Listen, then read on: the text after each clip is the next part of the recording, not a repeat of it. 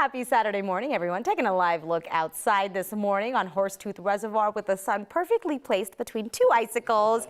Hope that brings a smile to your face. The sun knew exactly where our camera was. Yeah, right?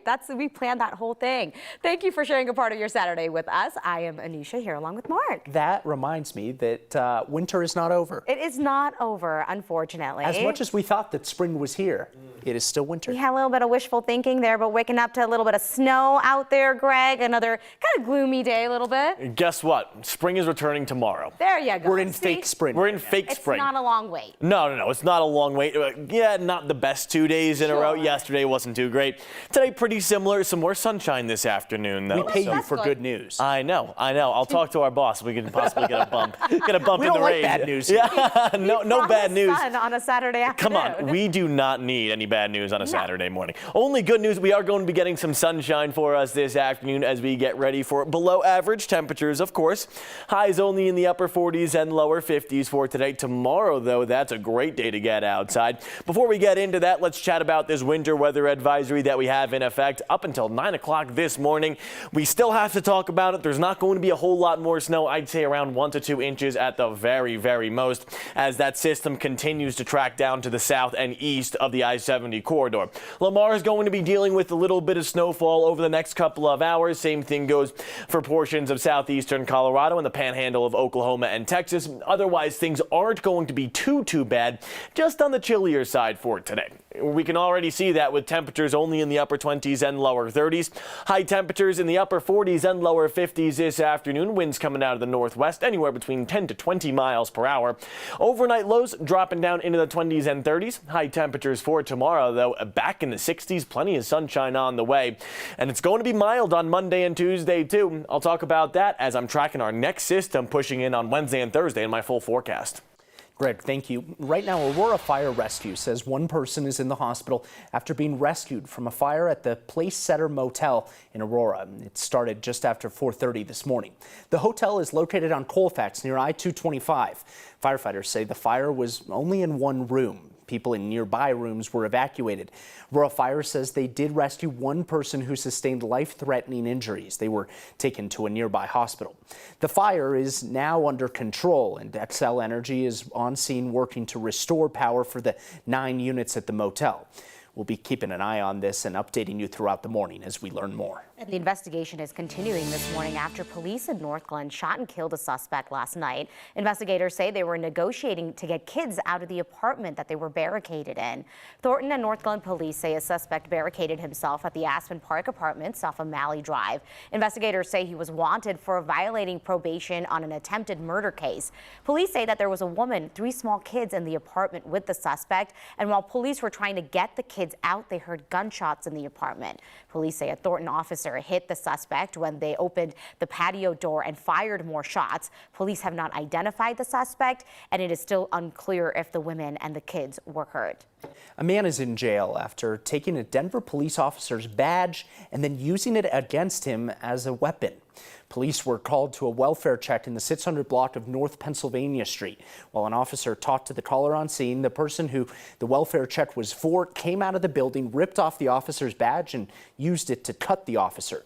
Denver police say the suspect injured 2 more officers who arrived on scene to take him into custody. He's now being held on suspicion of aggravated assault to a peace officer. A volunteer for the Pueblo County Sheriff's Office is temporarily suspended because of newly released video that shows him holding down a man while 2 other men beat him. We do want to warn you that the video we're about to show may be hard to watch, but because of it, a new investigation has been launched.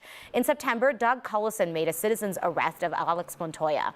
Montoya, who is unhoused, allegedly punched Cullison's wife. In the video, you can see Cullison take Montoya down and then hold him there while another man is punching him. Another man, who Montoya's attorney says is Cullison's son Nate, running up to Montoya and kicking and beating him. Pueblo police arrived and noted that Montoya had blood coming from his head and lip. Cullison told police Montoya scraped his head on the ground when he tried making the citizen's arrest. In the police report, officers did not appear to talk to anyone else on scene and gave Montoya a ticket and then let him go. Citizen's arrest, it says in order to make what's considered a lawful citizen's arrest, You have to be in the presence of the person you arrest when they're committing the crime. It's not okay for people to take the law into their own hands, because we expect our police to be properly trained to be able to de-escalate situations. Neither Doug or Nate Coulson responded to our request for comment about the video. Pueblo Sheriff's Office says that they are reopening the case, claiming they'd never seen this video before. After an increase in suspected drug overdoses in Boulder, health officials in the county are urging people to take extra precautions.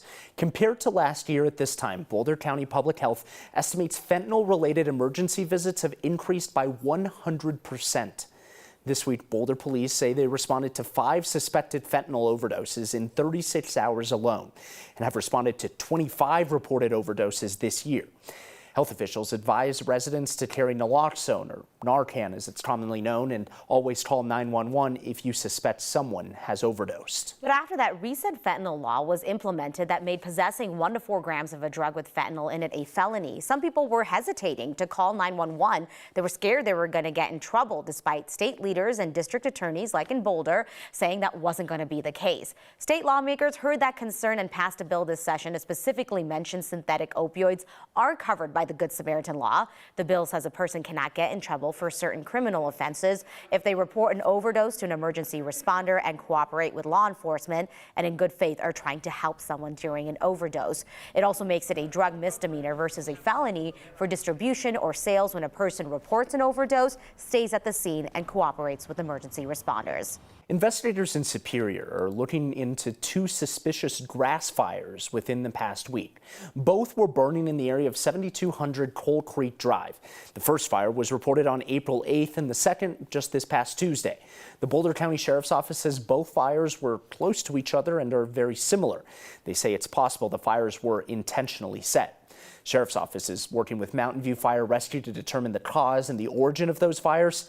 Anyone who sees any suspicious activity is asked to call police. And it's no longer just a phone call. In Boulder, you can now live stream a 911 call to share photos and videos in real time with the dispatcher. The city launched the new tech this month, and 9 News reporter Jennifer Meckles is showing us how it works. Okay, so I have a text from 911. A texted invite. I'm going to go ahead and click on the link. Straight to your phone. And there she is.